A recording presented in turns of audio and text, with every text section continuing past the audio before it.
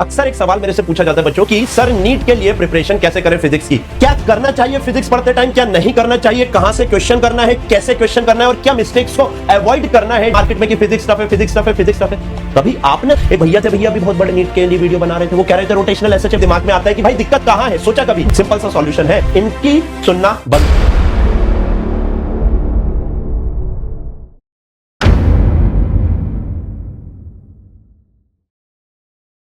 अक्सर एक सवाल मेरे से पूछा जाता है बच्चों की सर नीट के लिए प्रिपरेशन कैसे करें फिजिक्स की। कोई कहता है फिजिक्स टफ है, कोई कहता है अवॉइड कर दो। क्या करना चाहिए फिजिक्स पढ़ते टाइम, क्या नहीं करना चाहिए, कहां से क्वेश्चन करना है, कैसे क्वेश्चन करना है और क्या मिस्टेक्स को अवॉइड करना है during the process of learning physics. इस एक वीडियो के अंदर बच्चों कंप्लीट इंफॉर्मेशन आपके लिए है। कंप्लीट मतलब इस वीडियो के बाद आपको कुछ देखने की जरूरत नहीं पड़ेगी। तो बच्चों सबसे पहले आप इस चीज को समझो, फिजिक्स और लड़की सेम ही है, आपको टाइम देना पड़ेगा। अदरवाइज बच्चों जैसे आप लड़की को टाइम नहीं देंगे वो हाथ से निकल जाएगी। फिजिक्स भी सेम ऐसे ही है, अगर आप फिजिक्स को टाइम नहीं देंगे बेटा ये हाथ से निकल जाएगी। इस बात का ध्यान रखना, टाइम दीजिए सबसे पहले। अब सबसे बड़ी दिक्कत जहां से स्टार्ट होती है, सबसे पहला जो आपके दिमाग में आता है कि भाई दिक्कत कहां है। सोचा कभी कि फिजिक्स क्यों टफ लग रही है? फिजिक्स टफ एक्चुअल में है या उसको बनाया गया है? एक्चुअल चीजें क्या है? कभी आपने बैठ के सोचा यार सब लोग बोल रहे हैं मार्केट में कि फिजिक्स टफ है, फिजिक्स टफ है, फिजिक्स टफ है। कभी आपने सोचा क्यों क्यों सब ऐसा कह रहे हैं? बेटा ये चीज समझना बहुत जरूरी है। रूट कॉज समझिए पहले कि दिक्कत कहां है। कभी आपने सोचा बेटा दिक्कत है माइंड सेट में। सर क्या कह रहे हैं? अच्छा आप सही बताना, माइंड सेट में दिक्कत है, उसका सॉल्यूशन क्या, सब बताऊंगा, लेकिन माइंड सेट में दिक्कत कैसे इसको समझो। आज तक आपने सबसे बोलते हुए सुना है कि जनाब दूसरों की सुनी होगी आपने, वो बोल रहे होंगे फिजिक्स टफ है, टफ टॉपिक को छोड़ दो, रोटेशनल एसएचएम। एक भैया थे, भैया भी बहुत बड़े नीट के लिए वीडियो बना रहे थे, वो कह रहे थे रोटेशनल एसएचएम छोड़ दो। अरे काहे भाई, सबसे इजी टॉपिक है रोटेशनल और एसएचएम, क्योंकि अलग से पढ़ने की जरूरत ही नहीं है उनको। आप कैसे कह सकते हो छोड़ दो? क्योंकि एक नाकामयाब इंसान ने आके कह दिया आप लोगों को कि भैया फिजिक्स टफ है, ये टॉपिक छोड़ देना, अगर समझ नहीं आ रहा है तो रट लो। नीट में तो वैसे भी फॉर्मूला बेसिक वाली फिजिक्स आती है, फॉर्मूला रट के चले जाओ, आपका काम हो जाएगा। अरे नहीं भाई ऐसा नहीं है, फिजिक्स रटने का सब्जेक्ट है ही नहीं। दिक्कत यहां है, आप समझे ही नहीं। आपने ना कभी दिक्कत समझी, ना कभी सोचा कि उसका सॉल्यूशन क्या है। आपका माइंडसेट ऐसा बना दिया। अच्छा आप सही अभी कमेंट में बताओ कि आपने आज तक कितने लोगों से ऐसा सुना है कि फिजिक्स टफ है, फिजिक्स में ये टॉपिक छोड़ देना, ऐसा कर लेना, नहीं समझ आए रट लेना, अरे कुछ नहीं हो पाएगा, फिजिक्स तेरा सिलेक्शन रोक देगा। आप बताओ आपने सुना है या नहीं? कमेंट करके बताओगे तभी पता लगेगा ना कि भाई मैं आपकी मन की बात जान पा रहा हूं या नहीं। अब दिक्कत तो ये थी, इसका सॉल्यूशन क्या है? बेटा माइंड सेट चेंज करना है। सिंपल सा सॉल्यूशन है, माइंड सेट चेंज करो, इनकी सुनना बंद करो। फिजिक्स टफ है ही नहीं।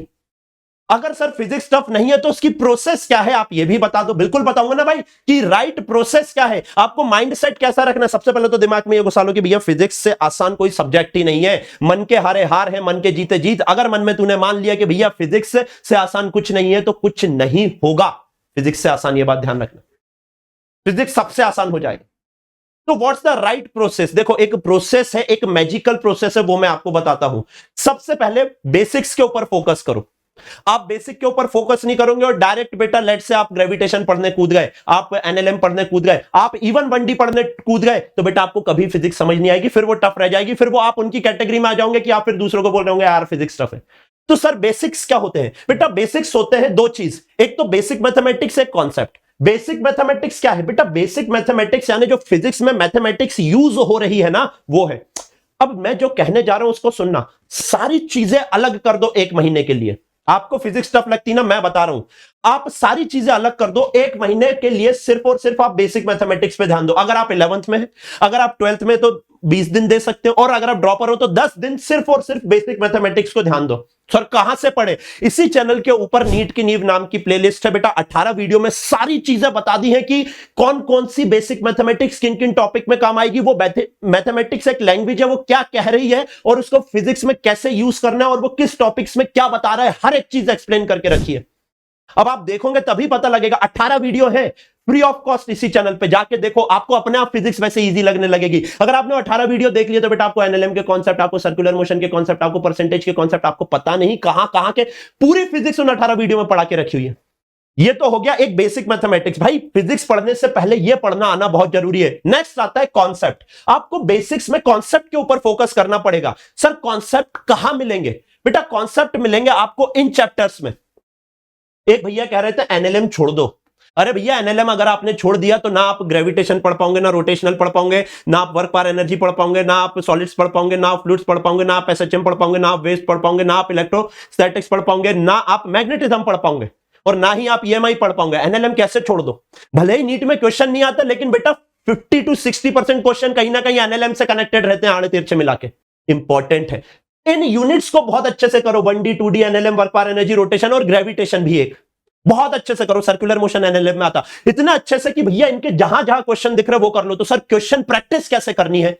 अब ये वाला सवाल आएगा। भाई सबसे पहले राइट प्रोसेस क्या है? Focus on basics. अब ज्यादा से ज्यादा प्रैक्टिस करो।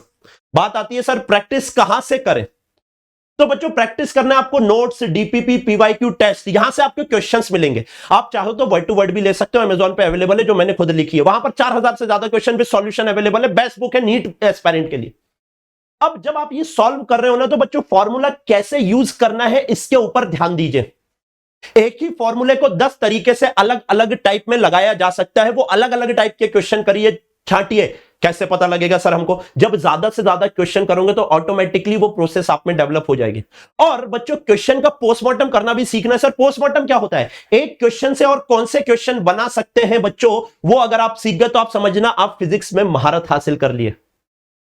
पोस्टमार्टम आप करना स्टार्ट करो पीवाईक्यू का। अगर आप पीवाईक्यू का पोस्टमार्टम करने लगे तो आपको यह पता लगने लगेगा कि यार इस टाइप का ये टॉपिक से क्वेश्चन पूछ रहा है, पिछले 5 साल में ऐसा क्वेश्चन पूछा था, आने वाले 1-2 साल में इस टाइप के क्वेश्चन पूछ सकता है। आप अगर प्रिडिक्ट करना सीख गए ना बेटा, तो फिर तो आहा बल्ले बल्ले हो जाएगी। तो यहां से आपको प्रैक्टिस करना है। अब बात आती है सर एनसीईआरटी पढ़ना है या नहीं पढ़ना है। पहली बात तो एनसीईआरटी पढ़ना अवॉइड करो। अगर आप पढ़ भी रहे हो तो सिर्फ और सिर्फ समरी पढ़ो चैप्टर के एंड की, that is more than enough. आप यहां से क्वेश्चन करोगे वो सारे क्वेश्चन उसमें कवर हो जाएंगे। ये बच्चों राइट प्रोसेस है, this is the right process. आप इन चीजों के ऊपर ध्यान दीजिए, माइंडसेट चेंज करिए, प्रैक्टिस करिए, फिजिक्स अपने आप बनेगी।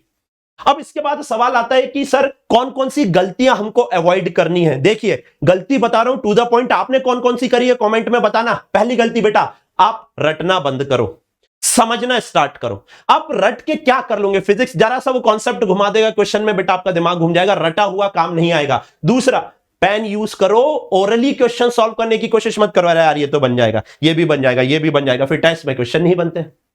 ऐसा कितनी बार हुआ है कि क्लास में टीचर करा रहा है, आपने सॉल्व कर लिया, लेकिन घर जाके किए तो नहीं बने, टेस्ट में किया तो नहीं बना। उसका कारण एक ही है, आप पेन नहीं उठाते हो, आप सॉल्व नहीं करते हो। और अगर सॉल्व कर भी रहे हो ना, तो बेटा आप ये गलती कर देते हो कि आप सॉल्यूशन देख लेते हो।